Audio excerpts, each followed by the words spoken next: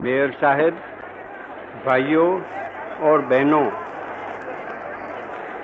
इस मौके पर मुझे डॉक्टर पीसी रॉय याद आते हैं। क्यों कि जब मैं देशबंधु के वहाँ रहता था, उसी ज़माने में डॉक्टर रॉय वो अपना क्लब लगाते थे और वो क्लब ये स्मारक है उसकी छाया में रहता था। आपको जानना चाहिए कि उनके साथ तो मैं उनके घर पर सन 1901 की साल में, शायद उससे भी पहले एक महीना भर रहा था।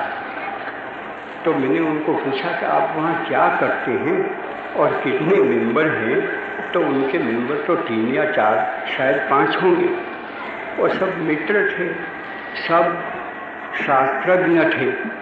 तो मिलते थे और वही उनका आराम, वही उनकी मज़े और सब कुछ वहाँ खाते पीते हैं। तो उन्होंने कहा कि वहाँ घास पर बैठे बैठे खाना पीना क्या था, लेकिन हम तो आपस में मिल लेते हैं और कुछ ज्ञान वार्ता करते हैं और उसमें से जो हमको मज़े मिल जाती है वो दूसरी तरह से नहीं मिल सकती है। तो मुझको उसका स्मरण तो होना ही चाहिए था कि इसी जगह पे आज हम लोग सब मिले।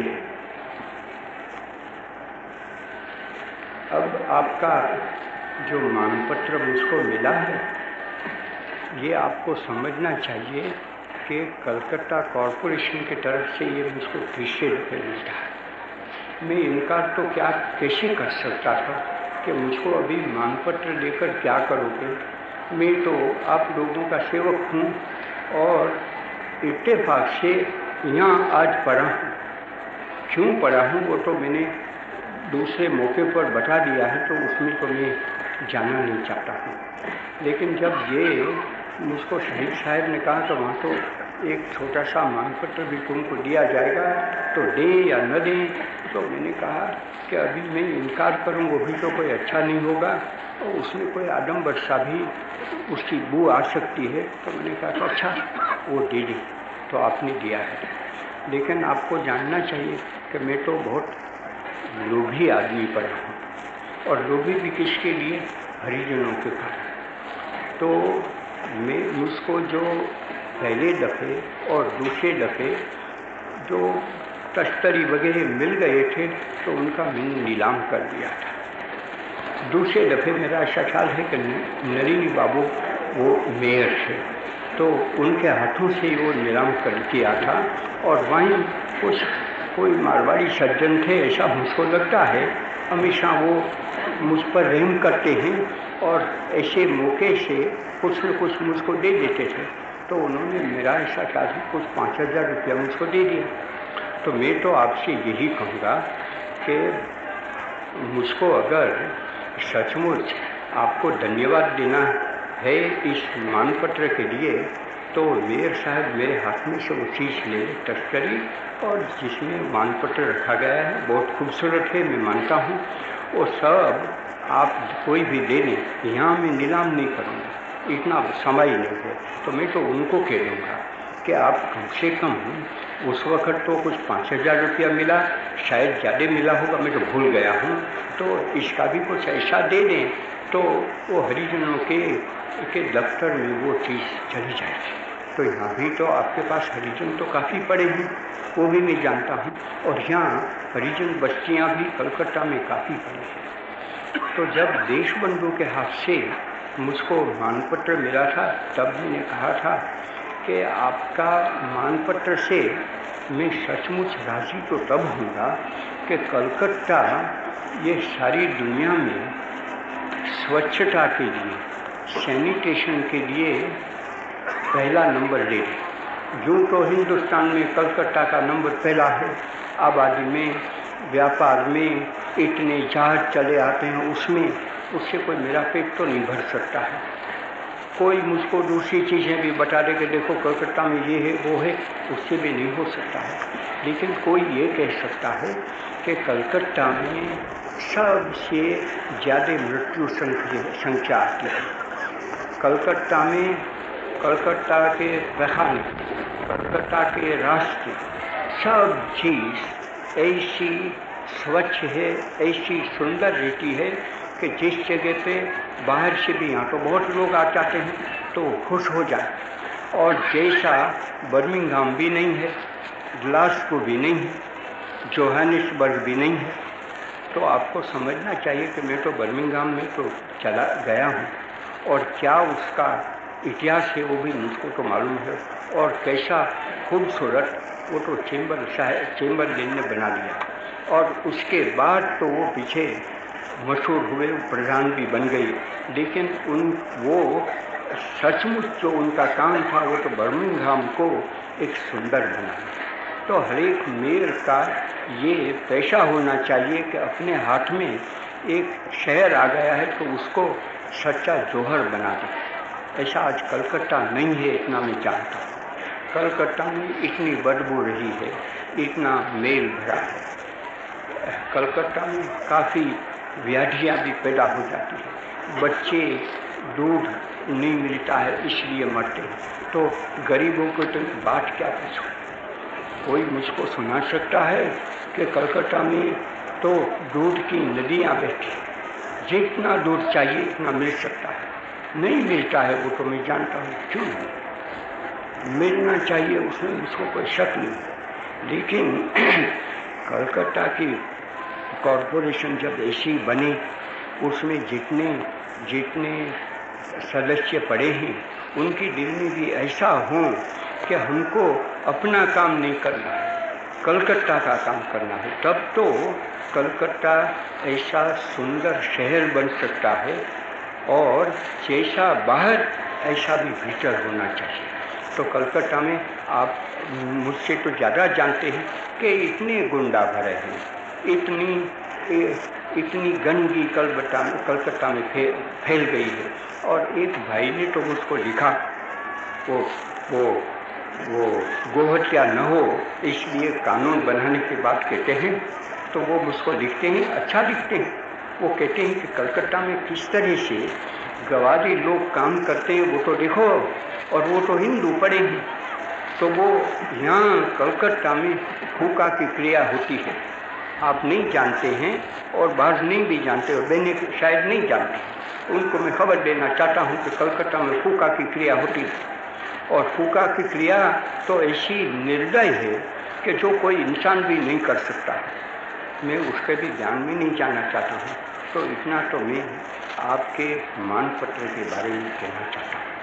और कलकत्ता की कॉरपोरेशन को अभी तो बहुत बड़ा काम आ गया है। ये भी एक स्वच्छता का ही काम है कि सबको, हिंदू मुसलमान आज तो हम कहते हैं कि सब एक सा हो गया है, लेकिन सच्चा एक सा तो तब होंगे कि जब कलकत्ता के जितने कॉरपोरेशन के सदस्य हैं वो अपना ये धर्म मान लें कि अब हम हमेशा के लिए हिंदू मुसलमानों में कुछ भी झगड़ा न हो, इसके लिए हम काम करें। तब तो मैं समझता हूँ कि वो कायमी चीज़ हो जाएगी। इतना तो मैं आपको आपके मानपत्र के बारे में कहना चाहता हूँ। लेकिन मुझको तो काफ़ी चीज़ हमेशा जैसे कहता हूँ ऐसी सुनाने की है, तो मैंने कुछ तो याद रख लिया। तो पहले तो मैं चिटागोंग का ही स्मरण करूँ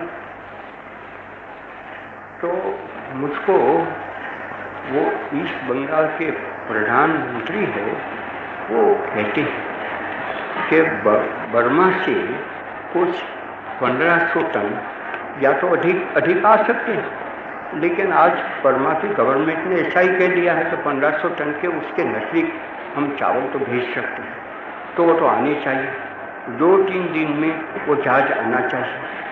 तो क्या वो वहाँ से 1500 टन चावल तो नहीं दे सकते हैं? इतना मैं लोभे नहीं कर सकता हूँ, नाजिमुद्दीन साहब कहते हैं, लेकिन कम से कम 500 टन तो दे दें। तो कलकत्ता में तो वो चिटागोंग में लोग मर रहे हैं, वो बात तो सच्ची है, इतने मेरे पास तार भरे हैं, कोई मुझको दिखते भी हैं तो उसका क्या करें। तो मैं मानता हूँ कि वो 500 टन तो उनको मिलना ही चाहिए। कुछ भी हो, वो तो राजेंद्र बाबू के हाथ में वो चीज़ पड़ी। मेरा ऐसा ख्याल है कि वो मेंबर आज भी उसी काम के लिए तो हैं।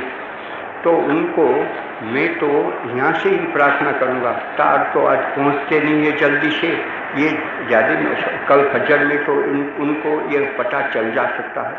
कोई साहसिक अखबार नवीस है तो आज रात को भी भेज सकते हैं कि गांधी ने तो ये आपको प्रार्थना की है कि 500 टन वो तो आप चिटागांव भेज दें, और जो जहाज आएगा उसको जहाज को चिटागांव रोक सकते हैं क्योंकि वो तो बड़ा बंदर है, तो वहीं रोक लें तो गरीबों को वो 500 टन तो मिल जाए। कोई ऐसा न माने, मुझको ऐसे तार आते ही सही कि वहाँ जो ऑफिशियल लोग हैं वो सिर्फ मुसलमानों को ही लेते हैं।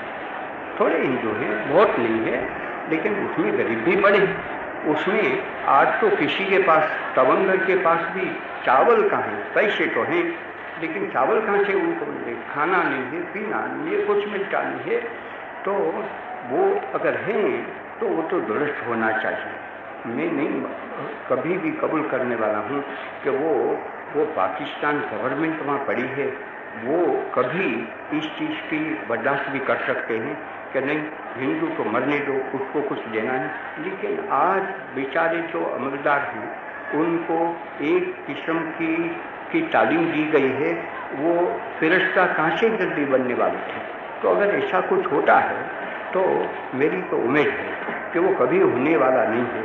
और हिंदू क्या, मुसलमान क्या, जो कुछ भी वहाँ चिटागांव में पड़े हैं उनको ये मदद मिलनी चाहिए। इतना तो मैं आपको चिटागांव के बारे में मैं कहना चाहता हूँ। अभी दूसरी बात ये खबर आ गई तो शहीद साहब को भी वो खबर मिली, मुझको भी खबर मिल गई कि वो मुझको आज तो पता चला। तो हिंदू महासभा के जो प्रमुख है डॉक्टर चैटर्जी, वो मुझको मिल गए। तो उन्होंने मुझको कहा कि मैं तो तुमको मीठी खबर देने के लिए आ गया हूँ, थोड़ी कड़वी भी है लेकिन मीठी में पहले कर दी। तो उन्होंने ये कहा कि वहाँ तो गोवा मंडा से शुरू हुआ तो उन्होंने ये देखा कि अभी हिंदू मुसलमान मिलजुल कर रहे थे, और जिस जगह पे ऐसा मौका था को किसी ने डर भी उनको दिया था कि वहाँ तो मुसलमान तो कोई देखने में भी नहीं आएगा, शायद हिंदू ही मिलेंगे। लेकिन हुआ ऐसा कि अपनी ही इच्छा से मुसलमान भी आ गए, हिंदू भी आ गए, जैसे कि कभी आपस में लड़ते ही नहीं। ऐसा नज़ारा उन्होंने अपनी आंखों से देखा और खुश हो गए कि इस तरह से चलता है। और वहाँ ऐसा बना कि वो हिंदू महासभा में के भी जो है ना नेशनल गार्ड, या तो कुछ भी नाम तो मैं भूल गया हूँ, और लीग के तो नेशनल गार्ड है, तो वो भी दो आपस में मिले जुले, और जैसे कि वो लड़ते ही नहीं थे, इस तरह से वो रहते थे, ऐसा उन्होंने सुनाया। और पीछे भीतर चले गए तो भीतर भी उनको ये तो देखने में आया, वो तो अच्छा था। लेकिन जब वापसी में आए तो उन्होंने देखा कि यहाँ कुछ तो बीमारी पैदा हो गई, तो वो तो चांदपुर में हुई और कोई दूसरी जगह भी मैं तो भूल गया क्या हुई कि उन लोगों ने ऐसा सुन लिया कि कचरा पारा में कुछ हो गया है, तो वहाँ हिंदुओं ने ऐसी जाति की कि मुसलमानों का खून हो गया और बस वो दोनों के बीच में झगड़ाई हो गया और जेल फैल गया। ये उनको कहाँ से मिला? तो वो तो अखबारों के मार्फत से मिल सकता है, और पीछे कोई आदमी चले जाते हैं तो जाने वाले ऐसा एक की 10 बना देते हैं, तो वो मुसलमानों को पीछे गुस्सा आ गया। मैं कबूल करूँगा कि वो गुस्सा नहीं आना चाहिए था। अगर उन्होंने एक वक्त मान लिया कि हिंदू एक जगह पे जंगली हो जाते हैं, तो क्या हम भी जंगली बन जाएं?